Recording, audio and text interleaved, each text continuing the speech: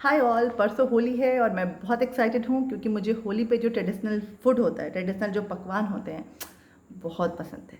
तो मुझे बचपन से अभी भी वो जो याद है कि हम कंबाइंड फैमिली में थे और मेरी मम्मी, मेरी चाची, बड़ी माँ, वो लोग पुआ तलते रहते थे और हम गरम गरम एक एक करके खाते रहते थे और पता नहीं कितना खा लेते थे बिना किसी काउंट किए हुए। मैं आज भी ये फॉलो करती हूँ कि अगर मैं पुआ बना रही हूँ, मालपुआ मेरा फेवरेट है। मैं काउंट नहीं करती हूँ, मैं बस खा लेती हूँ, लेकिन अब उतना नहीं खा पाती हूँ, वो बात अलग है। सो आप लोगों को भी मैं होली के लिए कुछ टिप्स देने वाली हूँ और मैं सबसे पहले एक रिक्वेस्ट करने वाली हूँ कि जो इंडियन फेस्टिवल है ना, फूड उसका इंटीग्रल पार्ट है। मतलब आप किसी भी फेस्टिवल को बिना खाने का, जो टिपिकल खाना है उसके बिना नहीं सोच सकते हो, राइट। होली को आप बिना गुजिया, बिना मालपुआ, बिना मटन, बिना कटहल की सब्जी का सोच सकते हैं। मैं तो नहीं सोच सकती।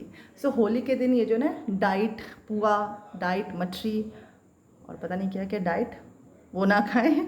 टिपिकल ट्रेडिशनल फूड खाएं और बहुत अच्छे से बनाएं और बहुत जमकर खाएं, क्योंकि साल में इंडियन फेस्टिवल 10 या 12 प्रॉपर हैं, राइट। हमारे जो फेस्टिवल हैं, जो मेजर फेस्टिवल्स हैं, और साल में दिन कितने होते हैं? 365। अगर आप साल में 12 या 15 दिन जमकर खाते हैं और बाकी जो 350 दिन हैं वो बहुत डिसिप्लिन होकर खाते हैं, कोई फ़र्क नहीं पड़ रहा है। मैं तो कहती कि 300 जो दिन है ना, 300 वो आप डिसिप्लिन हो जाए। 65 तो चीट डेज रखें ही रखें, तो महीने में एक मिनिमम या दो तो चीट डे होना ही चाहिए। उस दिन बंदा सब कुछ भूल कर खाए, क्योंकि फाइनली हम कमाते क्यों हैं? खाने के लिए। अगर हमारे पास पेट नहीं होता तो कोई नहीं कमाता, बिलीव मी। ये क्लोज, घर वर, ये सब प्रायोरिटी है, मगर जो मेन प्रायोरिटी है वो खाना है। हम फिर से टॉपिक पे आते हैं। होली पे कुछ टिप्स दूंगी आपको जो बहुत इजी हैं, और सबसे जो इजी टिप है कि होली पे जमकर खाएं, बिना कुछ काउंट किए हुए खाएं, बिना किसी गिल्ट के खाएं और खुश रहें। खाएं, खुश रहें, क्योंकि खाने से भी लोग को खुशी आती है। मुझे तो बहुत खुशी आती है अच्छा खाने से। मैंने देखा है बहुत लोगों को कि नहीं, मैं तो इतना नहीं खा सकती, आई एम ऑन डाइट, क्या मुझे कुछ और मिलेगा, मैं ये नहीं खा सकती, सॉरी। ऐसा बिल्कुल भी ना करें। और हाँ, अगर आपको बशर्ते नहीं पसंद है ये सब तो अलग बात है, मगर अगर पसंद है तो जमकर खाएं।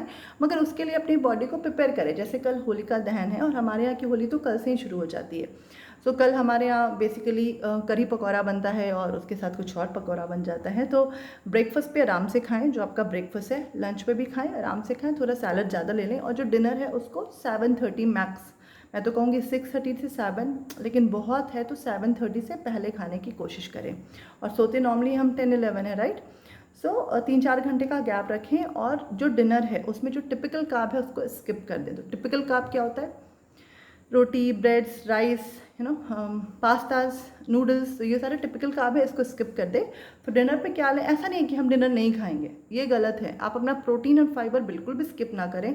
प्रोटीन कहाँ से आएगा? Low fat dairy. जैसे आप एक गिलास दूध ले लें, या फिर एक कप लो फैट कर्ड ले लें। हमेशा जो डेयरी है उसको लो फैट रखना चाहिए, क्योंकि इस हिसाब से हम थोड़ा सा फैट खुद ब खुद खाने में कम कर देते हैं। मुझे बहुत डाइटिशियंस हैं, जो बहुत लोग हैं, वो बोलते हैं कि नहीं ऐसा नहीं है, मगर मैं इसको स्ट्रिक्टली फॉलो करती हूँ कि जो फैट है उसको थोड़ा सा जहाँ जहाँ से मेरा गुंजाइश होता है वहाँ से मैं कम करती हूँ। तो दूध हमेशा या गाय का लें या फिर लो फैट लें, जो भी आपको इजीली अवेलेबल मिलेगा, ठीक है। और प्रोटीन कहाँ से आएगा? स्प्राउट से आएगा। जो भीगे हुए, सोख किए हुए जो पल्सेस होते हैं, जैसे राजमा, चना, या फिर काबुली चना, ब्लैक चना, जो भी है, मूंग, वो भी अच्छा है। तो उन सब से आएगा। और कहाँ से आएगा? और आएगा नट से, सीड से, वहाँ से आएगा। दाल से आएगा, एग वाइट से आएगा। जो लोग फिश या चिकन खाते हैं उनका अगर लेस ऑयली प्रिपरेशन है तो वहाँ से आएगा। तो ये सारी चीज़ें लें और खूब सारा सैलड लें, ठीक है। अब मैं ये नहीं बोलूँगी कि सिर्फ फ्रूट सैलड लें, क्योंकि फ्रक्टोज का भी जो अमाउंट है वो थोड़ा सा रिस्ट्रिक्टेड होना चाहिए हमारे लिए। बहुत ज़्यादा फ्रूट भी हमारे लिए हेल्दी नहीं है रात के लिए। मतलब बहुत ज़्यादा फ्रक्टोज, फ्रूट में भी फ्रक्टोज है, जैसा काइंड ऑफ शुगर, तो वो भी हेल्दी नहीं है। आप एक बाउल बड़ा सा रायता ले लें, जिसमें खूब सारा सब्जियाँ डालें और कर्ड डालें, ब्लैक सॉल्ट डालें, पेपर डालें, और और क्या डालते हैं, जीरा डालें। मैं बहुत बुरी कुक हूँ, तो रेसिपी आप अच्छे से देख लें, अपनी मम्मी, दादी, नानी से पूछ लें, उनकी रेसिपी बहुत अच्छी होती है। या फिर आप क्या ले सकते हैं, कुछ उबले हुए, मतलब हल्का सा जो स्टीम करते हैं ना कम पानी के साथ, स्प्राउट्स, वो लें। रात को मैं कच्चा स्प्राउट कभी भी प्रेफर नहीं करती, क्योंकि वो थोड़ा पचने में टाइम लेता है और वी कैन फील ब्लॉटेड, थोड़ा सा होता है। तो आप कोशिश करें स्टीम करके लें। वो ले सकते हैं खूब सारा सैलड के साथ, या फिर उबले हुए राजमा चने ये सब है, इसमें भी खूब सारा सैलड डाल के ले सकते हैं। बहुत सारे लोग, जैसे मैं पर्सनल भी मैं रात को सैलड बहुत प्रेफर नहीं करती, तो मैं क्या करती हूँ, सब्जियों को हल्का सा या तो सौते कर लेती हूँ या फिर स्टीम कर लेती हूँ। तो वो मेरे लिए ईजी हो जाता है, खाने में भी मेरा मुंह भी दर्द कम करता है, और मुझे लगता है मैं सैलड खा के थोड़ा ब्लोट हो जाती हूँ रात को। सो मैं थोड़ा सा स्टीम कर लेती हूँ। आप भी कर सकते हैं। आपको लगता है एग वाइट ले सकते हैं, एग वाइट सैलड बना सकते हैं। बहुत सारे रसियन सैलड, बहुत सारे हाई फाई नाम होते हैं, आप कोई भी सैलड बना सकते हैं जो लोकल चीज़ों से बनता है, जो आपकी किचन में अवेलेबल है, जो लोकल मार्केट में मिलता है। कुछ भी ऐसा ना ले जो बहुत हाई फाई है, जो विदेशी है, जो बाहर से आता है, क्योंकि वहाँ पे प्रिजर्वेटिव्स ज़्यादा होते हैं। जो आपके लोकल मार्केट से आता है वहाँ पे प्रिजर्वेटिव्स कम होते हैं। सो क्या कॉन्सेप्ट है, रात का डिनर हमने पहले लिया, और इस तरह से हमने खाने को पचने के लिए थोड़ा ज़्यादा टाइम दिया, और सवेरे का जो खाना होगा वो करीब 9-9:30 या 8 से 9 के बीच होगा, तो थोड़ा सा गैप ज़्यादा दे दिया। और होली के दिन जम के खाइए और पीजिए मत, please stay away from alcohol, क्योंकि मैंने ये भी देखा है कि होली पे लोग बहुत उस तरह अल्कोहल वगैरह प्रेफर करते हैं। तो देखो, किसी भी इंडियन फेस्टिवल में ये कहीं भी नहीं लिखा है कि आपको कुछ ऐसा लेना है। खुशी बहुत तरीके से आती है, और वो अच्छी चीज़ों से लीजिए। होली के नेक्स्ट डे अगर आपको लगता है कि नहीं, होली के दिन आपने बहुत उल्टा पुल्टा खाया है, तो होली के नेक्स्ट डे क्या करना है वो मैं नेक्स्ट वीडियो में बोलूँगी, क्योंकि ऑलरेडी ये 6/19 हो चुका है। So thank you, happy Holi.